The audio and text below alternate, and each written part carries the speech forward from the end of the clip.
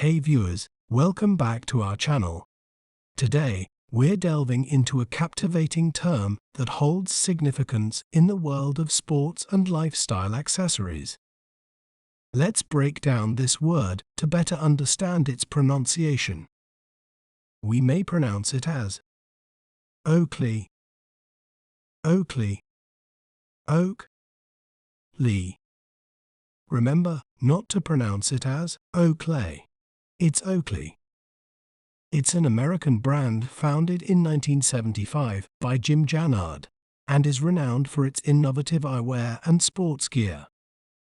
Isn't it fascinating how breaking down a word can make it clearer? If you enjoyed learning about Oakley, be sure to subscribe to our channel for more educational content. Thanks for watching. Remember, knowledge is power. See you next time.